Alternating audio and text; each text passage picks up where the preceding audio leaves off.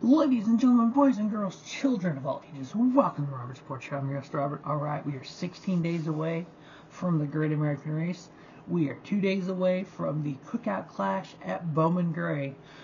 Maybe not. So the cars went through tech. They're at the fairgrounds there in Winston-Salem. We don't know what the weather's going to be this weekend. Right now, they are predicting 6 to 8 inches of snow from what I've heard in Winston-Salem on Saturday.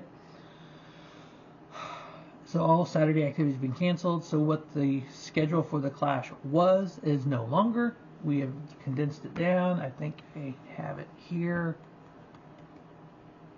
Let's see if I still have this. All right, so right now, the updated schedule for Sunday is Cookout Clash practice and qualifying at 2 p.m. Eastern. I think it's on FS2. So what they're going to do is if I remember correctly, the practice is the qualifying. Whatever time you put up in practice, it's how you were supposed to start your heat races. From my understanding, they canceled the heat races. Get it? Heat races, that's cold as hell. And so that's going to be qualifying, and for the Clash, then we're going to have the layout. Which that's making it deal. I guess the qualifying has to be the heat races because they have the last chance qualifying race. How do you figure who's in that? So 2 p.m. Eastern is the Cookout Clash practice and qualifying. So I'm assuming this includes the heat races. 6 p.m. Eastern is the Cookout Clash last chance qualifier. So anyone that didn't qualify through the heat races. And then at 8 p.m. Eastern is the Cookout Clash. Now, if I remember correctly, do I have the format, the original format here? Yes, I do. Okay. So, all right. So there was 4 heat races, and the top 5 of the heat races move on, and then the winner, the top 2 of the last chance qualifier move on. If I remember correctly, if I'm reading this correctly. So yeah, and then whoever not in the field that was highest in points is guaranteed a spot. So our champion is guaranteed a spot, unfortunately, in the Clash. So yeah, that may happen this weekend, may not. I know there's been a lot of talk of what time frame. Talk about even midweek race, which I'd be cool with. I kind of like the idea of that. Somewhere between now and next Saturday. Somewhere between now and February 7th, we'll run the Clash. Because after that, you can't because Sunday's the Super Bowl. You're not going to run that day. Monday, I figured the team's got to leave Monday, Tuesday to get to Daytona because Wednesday night is going to be full qualifying at Daytona. I think there's a practice before that. Got to shake the cars down. Thursday's the duels. Friday's truck, Xfinity. So you're in the Daytona already. So I think we have through next Saturday to run this. I know all these people that talk about it belongs in Daytona. It should never have left Daytona. It needs to be in Daytona. It's nice and sunny in Daytona.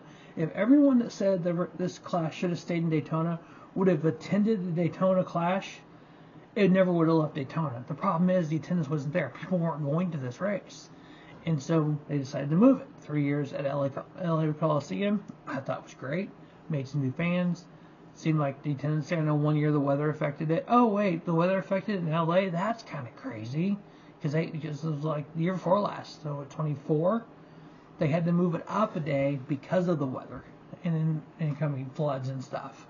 That did actually happen. So yeah, they had to move it up a day. So no matter where you put this race, no matter where you try to race in February, it's going to be weather's involved. Rain, snow, cold, it's going to be affected. You could have, I'm confident in saying this, you could have a drought in a city. You invite NASCAR there, it's going to rain. They've done it before. I don't know how 2025 had 0 rainouts.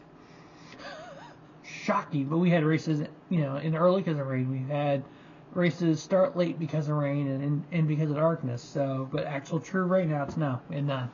So we could have a snow out, which we've had that before during the season at Bristol or at Richmond and then Rockingham, I think. So anyway, car number 16, obviously, memory of Greg Biffle immediately comes to mind when you think of the car number 16. 1,300 starts among 97 different drivers, 34 wins among 7 different drivers, 185 top 5s, 376 top 10s, 31 poles. First race, June 19th, 1949, last race November 2nd, 2025. 912 times that number 16 had a Ford emblem on the front of it, 264 as your Chevrolet, 92 Mercury, 45 Buick, 22 Matador, 19 Pontiac, 11 AMC, 8 Hudson, 7 Oldsmobile, and 6 Dodge. Greg Biffle has the most starts in the number 16 with 504, 19 wins, 92 top 5s, 175 top 10s, average finish of 16.4.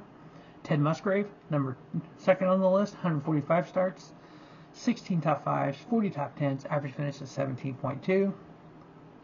Third on the list is the Dinger, AJ Allmendinger. 107 starts at number 16 College Chevrolet, 2 wins, 11 top 5s, 29 top 10s, average finish of 19.2. I love how they're doing this show for the Ram truck and trying to for the seat for the Ram truck, and I love having Chris Rice come on Extended NASCAR Radio and talk about different things about Kaulig racing and whatnot. And I love the rumor that Mike Bagley asked him about was that Kaulig wasn't going to be ready for Daytona. They had no trucks done, and they weren't going to be there. And Chris was like, no, we have 11 trucks built. We're good. So I'm like, oh my God, where did these rumors come from? But yeah, so Ram back in the truck series. We'll see 5 Ram trucks from Kaulig Racing at Daytona. Obviously, their Cup team, 2 Chevrolets, not getting any support from anybody. They're on their own, which is going to be a big hill to climb in this current sport of NASCAR, but I think they can do it. Obviously, the goal is 27 or 28 for Dodge to return to NASCAR's top series. I know the Ram president has talked about this. Chris Rice, the CEO of Kaulig Racing, has talked about it. You know, obviously they won in there. They wouldn't be doing the truck series if they weren't. And right now, I mean, I think 27 is aggressive, so next year. But I think by 28, we're going to see, hopefully, fingers crossed, Dodge back in NASCAR with Kaulig Racing being the flagship team. Good luck to them this year. Good luck to AJ. I think he can actually have a decent year. I mean, he has a shot to make the chase no matter what. Next on the list, Kevin LePage, 79 starts, 2 top 5s, 7 top 10s, average finish of 24.3. Wally Dallenbach Jr., 59 starts, 2 top 5s, 5 top 10s, average finish of 21.9. Darrell Derringer, 52 starts, 5 wins, 18 top 5s, 26 top 10s, average finish of 12.6. Bobby Allison, 24 starts, 3 wins, 11 top 5s, 12 top 10s, average finish of 15.9. Glenn Wood, yes, the Glenn Wood, the founder of the Wood Brothers, 10 starts in the number 16. They didn't always have the number 21. 3 wins, 6 top 5s, 8 top 10s, average finish of 5.1. On the Xfinity side, 807 starts, 23 wins, 108 top 5s, 231 top 10s.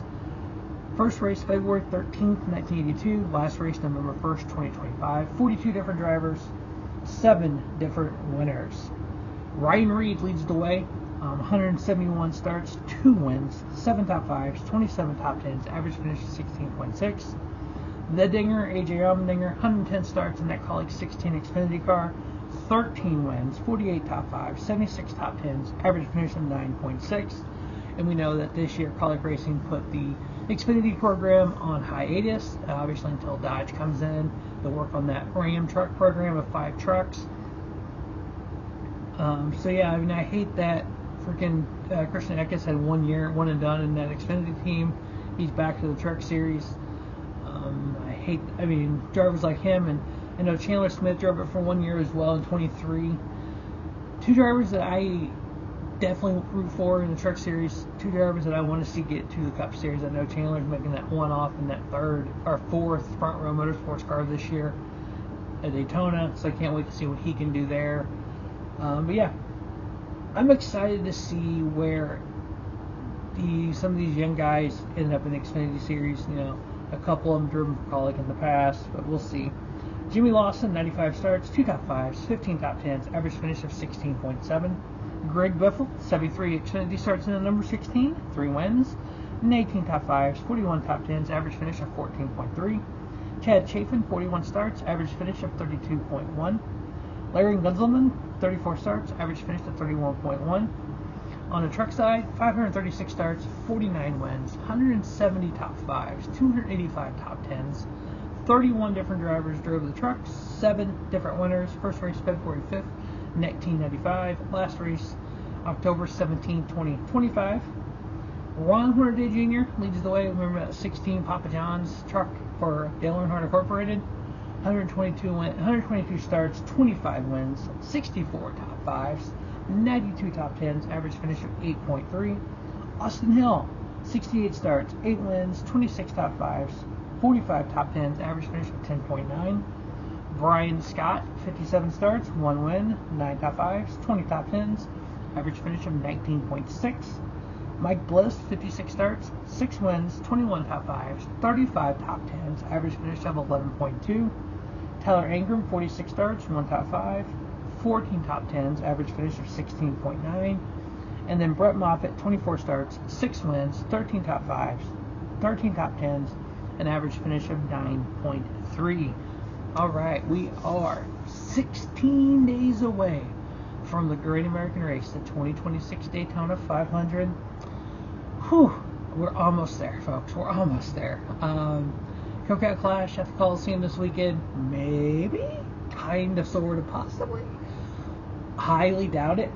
If they get 6 to 8 inches of snow, yeah, no, you're not going to, especially in North Carolina where they're not used to getting that kind of snow. If it was in Michigan or Maine or Vermont or somewhere, I could see, yeah, they're used to a shit ton of snow. They can get that shit clear real quick. I don't know if North Carolina is used to that level of snow and what it's going to take to clear, especially a small town like Winston-Salem. You got to think, not only do the roads have to be safe for fans to get there, you got to have parking lots cleared. You got to have the seats cleared. You got to have the track cleared, the pit area, the infield. Everything's got to be no snow. You got to get the snow out of the stadium and put it somewhere. Yeah, I don't think this is happening this weekend. My prediction, if I would say probably Wednesday night. I could see a Wednesday night race, if not next Saturday. But that's just my opinion. Hopefully it happens. Hopefully they don't get the snow. This is all for nothing. Yeah, highly doubt it. They said that in the Midwest too. Yeah, between 1 inch and a foot is what we were forecast. I think I ended up with 10 inches in my house. So 2 days of shoveling. Actually, 1 day of leaf blower. It was so light and fluffy, and then the next day of shoveling. So yeah, fun times. Gotta love snow. Gotta love Mother Nature. And here we are, deep freeze. We'll see what happens. As always, thanks for watching Rubber Sports Show. Let's have a great day. That was 50 Day Rubber Sports Show, your YouTube leader, sports channel content.